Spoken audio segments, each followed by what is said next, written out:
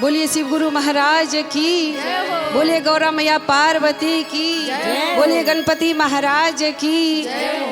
देखी शिष्या बहन सब, हमार भोला बाबा कितना बड़ा दानी हुआ, कितना सीधा हुआ, लेकिन उनका संग है अगर कोई छल कपट करी तो जितना सीधा बाड़े उतना उ टेढ़ो बाड़े। उ ना मानेलन, 2 मिनट ना लगावेलन साजा देवे में। तो जे भक्त उनका के पहचान ले ले बा, उनका एको लोटा जल में दिल से भाव से मनावेला। कैसे कहेला? कैसे? अब बड़ा मन के बस सीधा हो, बड़ा मन के बस सीधा हमार भोला, बड़ा मन के बस सीधा हमार भोला, बड़ा मन के बस सीधा हमार भोला, बड़ा मन के बस सीधा हमार भोला हो हमार दानी, हमार भोला हो हमार भोला, हमार भोला हो हमार दानी, बड़ा मन के बस सीधा हमार दानी, बड़ा मन के बस सीधा हमार दानी। बड़ा मन के है भोला, हमार भोला, बड़ा मन के बस सीधा। भोला के चर्चा में कोनो न खर्चा, कोनो न खर्चा हो, कोनो न खर्चा, भोला के चर्चा में कोनो न खर्चा, कोनो न खर्चा हो, कोनो न खर्चा, कोनो न खर्चा हो, कोनो न खर्चा। कोनो न खर्चा हो, कोनो न खर्चा, हमारे भोला चले सीधा रस्ता हो, हमारे भोला चले सीधा रस्ता, बड़ा मन के बस सीधा हमार भोला, बड़ा मन के बस सीधा हमार भोला, बड़ा मन के बस सीधा हमार भोला, बड़ा मन के बस सीधा। भोला के भावे ना छला कपट, छोला कपट हो, छोला कपट, भोला के भावे ना छला कपट, छाला कपट हो, छाला कपट, भोला जी चले सीधा रस्ता, भोला जी चले सीधा रस्ता, बड़ा मन के बस सीधा हमार भोला, बड़ा मन के बदानी, हमार भोला, बड़ा मन के बस सीधा हमार भोला, बड़ा मन के बसानी हमार भोला, बड़ा मन के बस सीधा हमार भोला, बड़ा मन के बस सीधा। भोला के भावे ना खोआ मलाई, खोआ मलाई हो, खोआ मलाई, भोला के भावे ना खोआ मलाई, खोआ मलाई हो, खोआ मलाई, भोला त पिए गजा भंगिया हो, भोला त पिए गजा भंगिया, बड़ा मन के बस सीधा हमार भोला, बड़ा मन के बस सीधा हमार भोला, बड़ा मन के बस सीधा हमार भोला, बड़ा मन के बस सीधा हमार भोला, बड़ा मन के बस सीधा हमार भोला, बड़ा मन के बस सीधा। बोलिए शिव गुरु महाराज की, जय हो। बोलिए गणपति मैया पार्वती की। जय हो।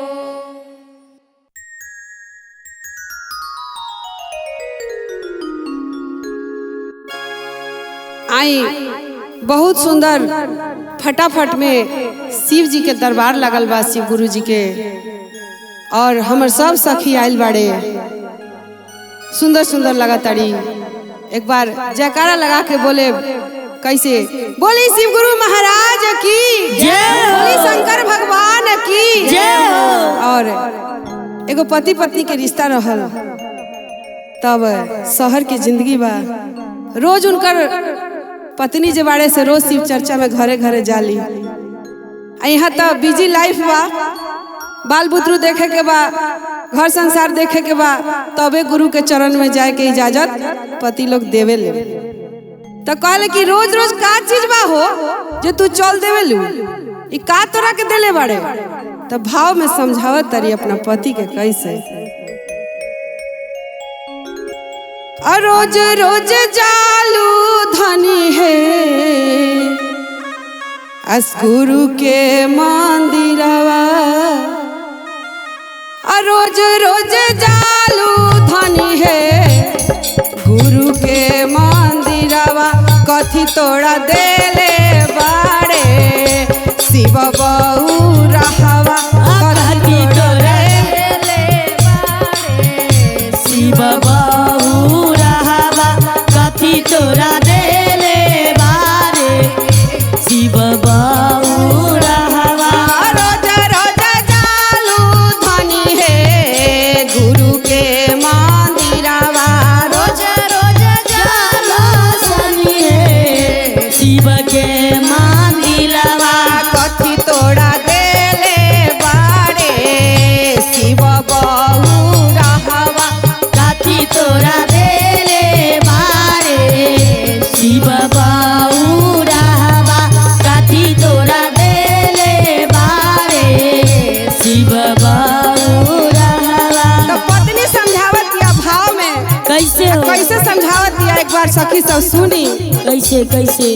रोज रोज जाली पिया हो शिव के मंदिरवा, रोज रोज जाला पिया हो गुरु के चरनिया। रोज रोज जाली पिया हो शिव के मंदिरवा। रोज रोज जाला पिया हो शिव के मंदिरवा। मांग के सिंदूरवा दिहले शिव बहू रहवा। मांगल से जुड़वा दिहले मंगल के रहवा। मांगल से जुड़वा दिहले शिव बहू रहवा। तो सासू माँ भी लाइने में लगल बाड़ी कि चाहू ना देबू का, जे जा ताड़ू रोज रोज घरे घरे हमरा रोटी ना देबू। तब भाव में हुनकरो के काम धाम क के रोटी पानी दे के आ तब समझावत तारिया कहत तारी कैसे। रोज रोज जालू दुल्हन शिव के मंदिरवा, रोज रोज जाले बहिन शिव के मंदिरवा। रोज रोज जालू दुल्हन शिव के मंदिरवा। रोज रोज जालू सुलहीन शिव के मंदिरवा। कथी तोड़ा देले बाड़े शिव बहू रहवा। कथी तोरा देले बाड़े शिव बहू रहवा। कथी तोरा देले बाड़े शिव बहू रहवा। रोज रोज जाली सासू हो शिव के मंदिरवा। रोज रोज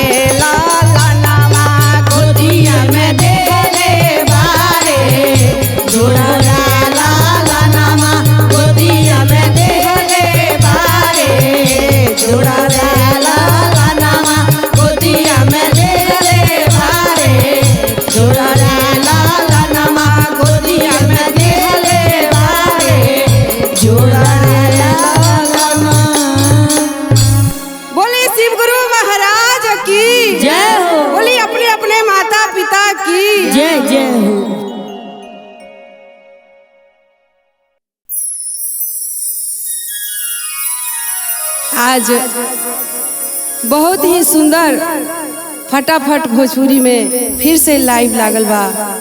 आज हमनी जा शिष्या बहन के फिर से गावे बजावे के आ प्रभु के भोलेनाथ जी के शरण में रहे के मौका मिलल बा। एक बार जयकारा लगा के बोली जा, बोली शिव शंकर भगवान की जय हो। बोली हर हर महादेव की जय हो। और एक के साथ चले के बा बहुत सुंदर शिव चर्चा के ओर। कैसे कहे के बा, कैसे कहे के बा बहिना? मन में लागल बहुलास एक दिन गैली कैलाश ओहि जा बूढ़ाऊ के अजबे कहानी देखनी। ओहि जा बूढ़ाऊ के अजबे कहानी देखनी। मन में लागल बहुलास एक दिन गैली कैलाश। मन में लागल बहुलास एक दिन गैली कैलाश। मन में लागल बहुलास एक दिन गैली कैलाश। मन में लागल बहुलास एक दिन गैली कैलाश। ओइ जा बूढ़ाऊ के अजबे कहानी देखनी। ओ जन बूढ़ावे के अजबे कहानी देखनी। ओहि जा बूढ़ावे के अजबे कहानी देखनी। ओहि जा बूढ़ावे के अजबे कहानी देखनी। भूत बरतन खंघारे प्रेत बरतन खंघारे। भूत बरतन खंघारे भूत बरतन खंघारे। भूत आंगना बहारे प्रेत बरतन खंघारे। भूत आंगना बहारे प्रेत बरतन खंघारे। एगो भूत बेके देखी भोला बाबा के नंदी के भी खाना पानी के चारा के जुगाड़ हुआ था। कैसे आ कैसे भूते हुए दाल उनकर सब डेगी संभालता। कैसे कहता, ओहि जा भूत बेके आ भरत हम पानी देखनी। ओहि जा भूतवे के भारत हम पानी देखनी। ओहि जा भूतवे के भरत हम सानी देखनी। ओहि जन भूतवे के भारत हम पानी देखनी।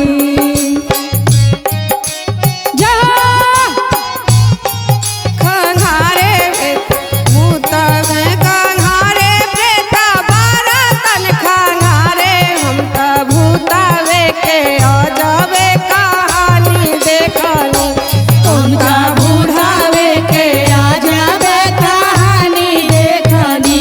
ओहि जा भूतवे के अजबे कहानी देखनी।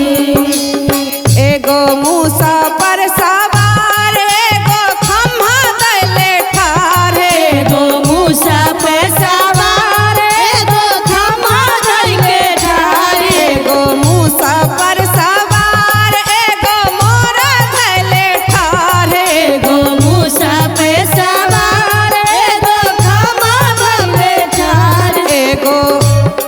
एगो बघवे पर बैठल जनानी देखनी। एगो बघवे पर बैठल जनानी देखनी। एगो बूढ़ावे के अजबे कहानी देखनी। एगो बूढ़ावे के अजबे कहानी देखनी। बोली शंकर भगवान की जय हो। बोलिए गौरा मैया पार्वती की जय हो। बोलिए शिव गुरु महाराज की बोलिए गौरा मैया पार्वती की बोलिए गणपति महाराज की बोलिए अपने अपने माता पिता की। चली शिष्या लोग, भोला जी के चर्चा के इतना पर्चा गाँवे गाँवे शहरे शहरे नगरे नगरे बटाता कि एको गो कोना छूटल नहीं खे। छूटल बा एकदम इतना लहराता पर्चा भोला बाबा के। और ओहो में बिना खर्चा के भांगे धतूर पर भोला मान जालन। तो अमीर गरीब सब भगवान के पूजा में तनी लागेला खर्चा, लेकिन एगो भोलेनाथ के पूजा में चर्चा में कोनो खर्चा नहीं खे। उ सब लोग अपन समारत के अनुसार कर लेवेला और उतने भाव से प्रभु आवेला सबके घर में।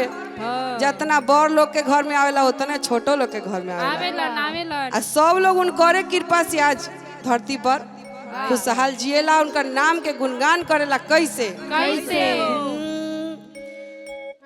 भोला के चर्चा मशहूर हो, भोला के चर्चा मशहूर हो, सखी भजन कहला। भोला के चर्चा मशहूर हो, सखी भजन गाला। भोला के चर्चा मशहूर हो, सखी भजन कहला। भोला के चर्चा मशहूर हो, सखी भजन गाला। भजन गाला सखी परचा छपाला। भजन गाला सखी परचा छपाला। भजन गाला सखी परचा छपाला। भजन गाला सखी परचा छपाला। बाबा के चर्चा मशहूर हो, अरे तानी के चर्चा मशहूर हो, सखी भजन कहला। भोला के चर्चा मशहूर हो, सखी भजन गाला। भोला के चर्चा मशहूर हो, सखी भजन कहला। मशहूर हो, सखी भजन गाला। भोला के चर्चा में कोनो न खर्चा, कोनो न खर्चा हो, कोनो न खर्चा। भोला के चर्चा में कोनो न खर्चा। कोनो न खर्चा हो, कोनो न खर्चा। भोला के चर्चा मशहूर हो, सखी चर्चा करहला। भोला के चर्चा मशहूर हो, सखी चर्चा कराला। खाए के चर्चा मशहूर हो, सखी चर्चा कराला। खाए न भोला हमर खोआ मिठाई। खोआ मिठाई हो, खोआ मिठाई। खाए न भोला हमर खोआ मिठाई। खोआ मिठाई हो, खोआ मिठाई। भंगिया के गोला मशहूर हो, अरे भंगिया के गोला मशहूर हो, सखी परचा छपाला। भोला के गोला मशहूर हो, सखी परचा छपाला। भोला के चर्चा मशहूर हो, सखी परचा छपाला। भोला के चर्चा मशहूर हो, सखी परचा छपाला। पेन्हे न भोला हमर कुर्ता पैजामा। कुर्ता पैजामा हो, कुर्ता पैजामा। पेन्हे न भोला हमर कुर्ता पैजामा। कुर्ता पैजामा हो, कुर्ता पैजामा। मिर्गा के छला मशहूर हो, मिर्गा के छला मशहूर हो, सखी परचा छपाला। मिर्गा के छला मशहूर हो, सखी परचा छपाला। मिर्गा के छला मशहूर हो, सखी परचा छपाला। मिर्गा के छला मशहूर हो, सखी परचा छपाला। मिर्गा के छला मशहूर हो, सखी परचा छपाला। परचा छपाला, परचा छपाला। बोली शिव गुरु महाराज की जय। बोलिए हर हर महादेव की।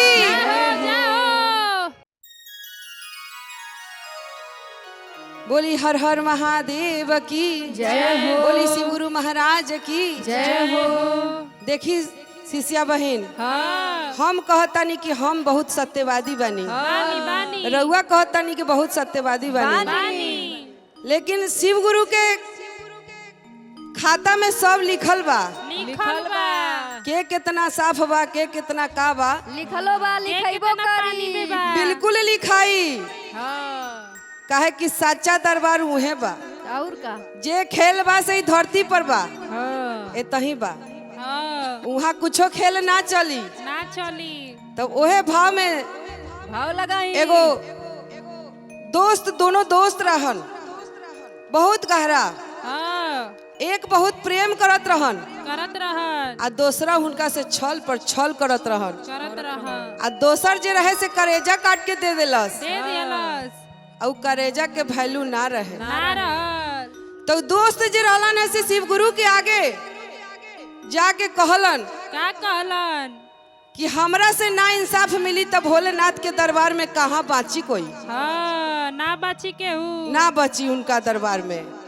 तब भाव में अंदर दिल आत्मा से जाके ऊपर आंसू ना बहल, ना लेकिन बहल। अंदरे अंदरे भाव में का गइलन उ भक्त भोलेनाथ के लगे जाके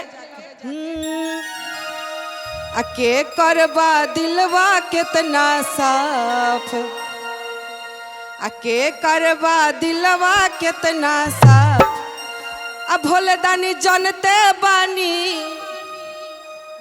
के करबा दिलवा कितना साफ, भोले दानी जनते बानी के करबा दिलवा कितना साफ, भोले दानी जानते बानी एहो भोला जनते बानी, एहो गुरु जनते बानी, ए हो भोला जानते बानी ए हो गुरु जानते बानी के करबा दिलवा कितना साफ, भोले दानी जनते बानी के करबा दिलवा कितना साफ, भोले दानी जानते बानी के करबा दिलवा कितना साफ, भोले दानी जनते बानी।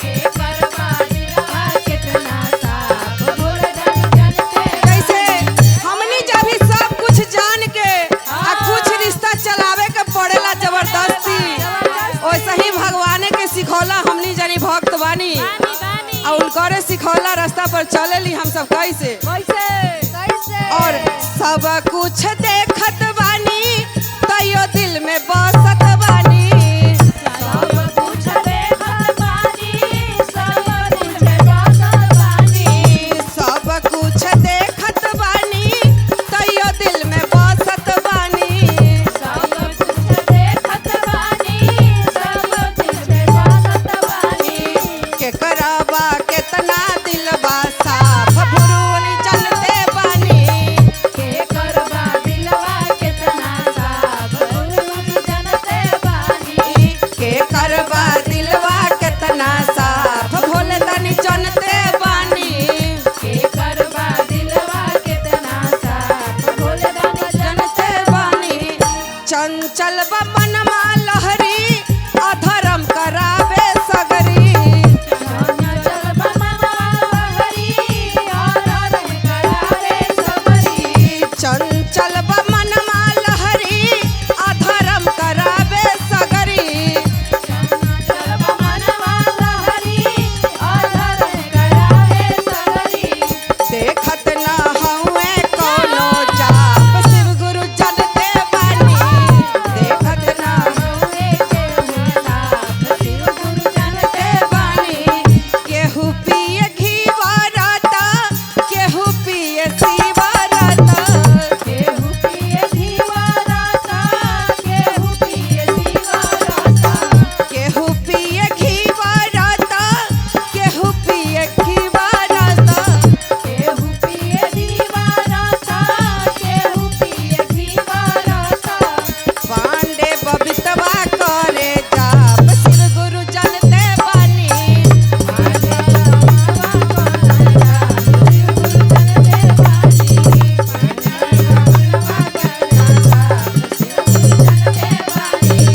दिलवा कितना साफ, शिव गुरु जनते बानी। बोलिए हर हर महादेव की बोलिए शिव गुरु महाराज की बोलिए हर हर महादेव की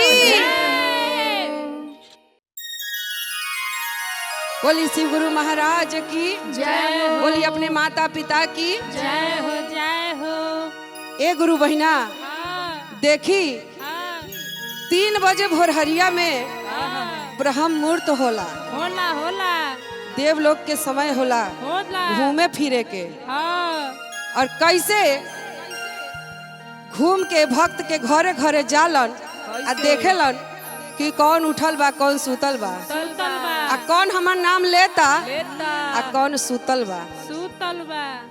तब एक घर में घुसलन तो बूढ़ पुरनिया के जे बा से नींद जल्दी टूट जाला। टूट जाला। तब अपना पतोहू के कहलन हाँ कि हई हो देख तो तनी हाँ शिव गुरु अइले है का। हाँ तो पतोहू कहेले कि रउआ सूती कुछो नहीं खे रउआ सूते दी। तैयो कहलन कि ना ना उठ के देखो देखो देखो ब्रह्म मुहूर्त बा बा। जरूर कोनो देव लोग के आहट बा। आहट बा। तब ओहे भाव में कहतारी कैसे 4 बजे भोरवा में शिव गुरु आइले हो, शिव गुरु आइले अन्हार घरवा जाओ जाओ हो अन्हार घरवा बहु बारा नदिया नामा अन्हार घरवा पुतहु बारा नदिया नामा अन्हार घरवा बहु बारा नदिया नवा अन्हार घरवा। बहु बारा नदिया नामा अन्हार घरवा बहु बारा नदिया नवा अन्हार घरवा। 4 बजे भोरवा में शिव गुरु आइले हो भोले दानी आइले अन्हार घरवा ओ अन्हार घरवा ननदी बारा नदिया नामा अन्हार घरवा नदी बारा नदिया नवा अन्हार घरवा। 4 बजे भोरवा में भोले बाबा आइले हो जोगी बाबा आइले अन्हार घरवा हो अन्हार घरवा गोतिन बारा नदिया नामा अन्हार घरवा गोतिन बारा नदिया नवा अन्हार घरवा। गोतिन बारा नदिया नवा अन्हार घरवा। गोतिन बारा नदिया नामा अन्हार घरवा। गोतिन बारा नदिया नवा अन्हार घरवा। 4 बजे भोरवा में भोले दानी आइले हो ओघर दानी आइले अन्हार घरवा हो अन्हार घरवा सैया बारा नदिया नामा अन्हार घरवा सैया बारा नदिया नामा अन्हार घरवा राजा बारा नदिया नामा अन्हार घरवा बलमा बारा नदिया नामा अन्हार घरवा राजा बारा नदिया नामा अन्हार घरवा। बोली शिव गुरु महाराज की जय हो। बोलो गुरु भैया की जय हो। बोलो मेरे शिष्या बहनी लोग की जय हो जय हो। बोलिए हर हर महादेव की जय हो। शिव गुरु महाराज की जय हो, जय सभी हो। भक्तों की जय हो। आए देखी भैया बहुत सुंदर हमार शिव गुरु के महिमा एकदम इतना अग्रम अपार बा कि इनका शरण में जे रही से कभियो दुखी ना रही ना रही ना रही। और इनका के अगर बिगाड़ी हाँ इनका साथे अगर भूल चूक होई तो यो माफ ना करी हैं ना सब। करी हैं। इनका पूजा में कोनो खर्चा ना लगेला हाँ एकदम दिल भाव से इनका के याद करी तो ई तो अन्न धन कखनी भर दिहन बेमत होके एक तो भक्ते के पता चलेला जब इनका शरण में रहेला जो लोग हाँ कैसे कहे के बा कैसे और वह भाव में हाँ एगो भक्त कैसे गावता नाचता कहेला कैसे कहेला हमारे भोला बेमत भेलन कखन केकरा पे ढर जइहन हमारे भोला मन भैला कथन कतरा पधर जाला। हमारे भोला बेमत भेलन कखन केकरा पे ढर जइहन हमार भोला मन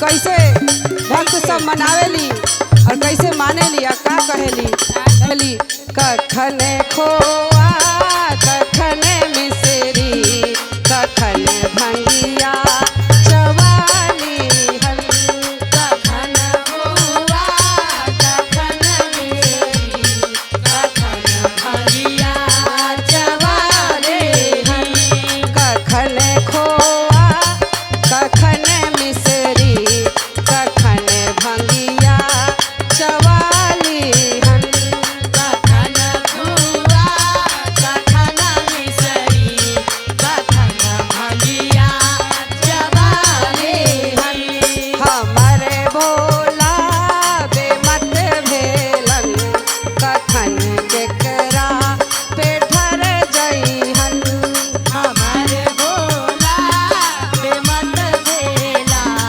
कखन ककरा बेधर जइहे कखन तो सक कखन तकिया कखन मृग छाल ओढ़लियन कखन तो सके कखन तकिया कखन मृग छाला ओढ़लियन कखन तो सक कखन तकिया कखन मृग छाल ओढ़लियन कखन तो सके कखन तकिया कखन मृग छाल ओढ़लियन हमर भोला बेमत भेलन कखन केकरा पे डर जइहन हमर भोला बेमत भेलन कखन केकरा पे डर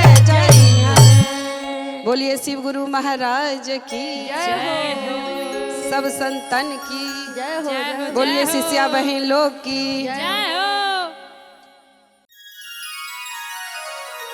बोली हर हर महादेव की जय हो बोलिए शिव गुरु महाराज की जय हो बोलिए पांचों परिवार की जय हो आई शिष्या बहन लोग देखी हमार शिव गुरु के पूरा परिवार ये शिव चर्चा में शामिल बड़े हुए और कितना सुंदर उनका रूप के वर्णन बा बखान बाए में और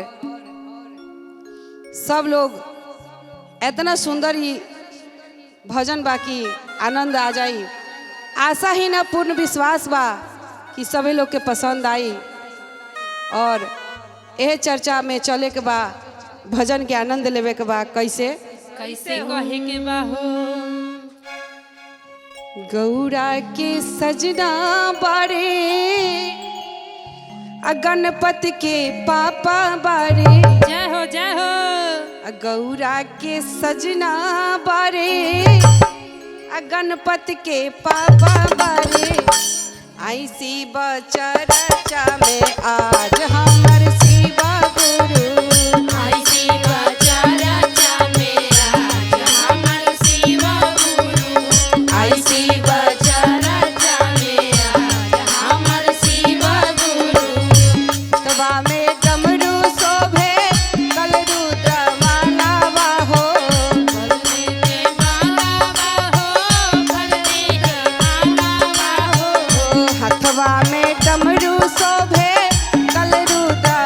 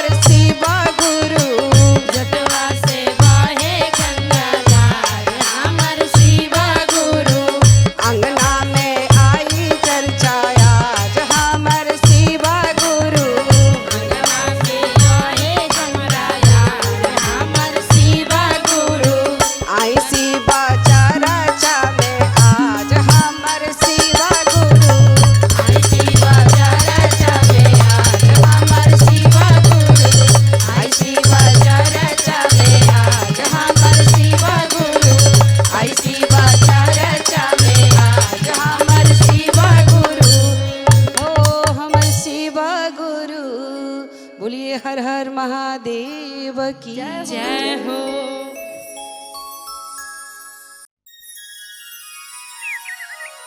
बोलिए हर हर महादेव की जय हो। बोलो शिव गुरु मैया पार्वती की जय हो। बोलिए गणपति महाराज की जय हो।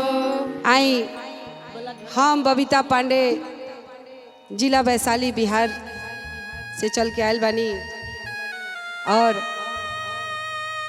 यहाँ दिल्लियों में घर बनले बानी अपन। तो एक बार मन कैलक काजे ओहे में शिव चर्चा रखे के, लेकिन सैया जी के फुर्सत नहीं खे। वो का कहलन कि हमरा पास टाइम नहीं खे। तैयो शिष्या हम ना मनली आ तैयो अपना बोले बुते चर्चा रखबे कैनी। कहनी कि रहुआ ड्यूटी जाई हम चर्चा करबे करब। आ कैसे गुणगान कैली शिव महाराज के आ कैसे कि सैया घर में चर्चा करब हो जय हो। जय हो। कि सैया घर में चर्चा करब हो आज कि बलमा घर में चर्चा करब हो कि बलमा घर में चर्चा करब हो आज कि सैया घर में चर्चा करब हो आज कि बलमा घर में चर्चा करब हो आज कि सैया घर में चर्चा करब हो आज कि सैया घर में चर्चा करब हो आज कि राजा घर में चर्चा करब हो आज ओही रे चर्चवा में शिव गुरु अयलन शिव गुरु अयलन हो शिव गुरु अयलन ओही रे चर्चवा में गौरा मैया अयलन गौरा मैया अयलन हो गौरा मैया अयलन आई गेलन गणपति आज की आहे सखी आई गेलन गणपति आज की सैया घर में चर्चा करब हो आज की सैया घर में चर्चा करब हे आज की राजा घर में चर्चा करब हे आज ओही रे चर्चवा में देवेंद्र भैया आइले देवेंद्र भैया आइले धर्मेंद्र भैया आइले ओही रे चर्चवा में गुरु भैया आइले गुरु भैया आइले हो गुरु भैया आज बहुत कृपा बा कि हमारा घर में गुरु भैया धर्मेंद्र भैया हमारे रवि भैया सारे शिष्या बहन से लेके गुरु भैया पधारल बाड़ी। और कैसे कहे के बा भैया कैसे हो। एही रे चर्चवा में गुरु भैया आइले गुरु भैया आइले हो गुरु भैया आइले एही रे चर्चवा में गुरु बहिना आइले गुरु बहिना आइले हो गुरु बहिना आइले ना माना करब हो आज की सखी है ना माना करब हो आज की सैया घर में चर्चा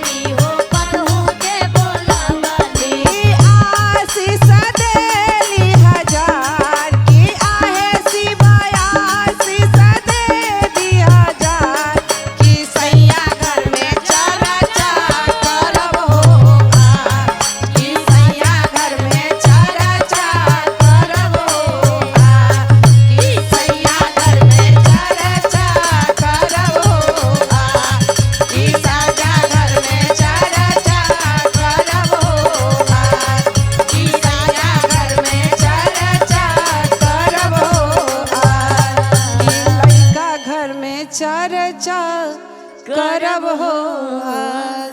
बोली शिव गुरु महाराज की जय हो। बोलिए गौरा मैया पार्वती की जय हो। हर हर महादेव की जय हो।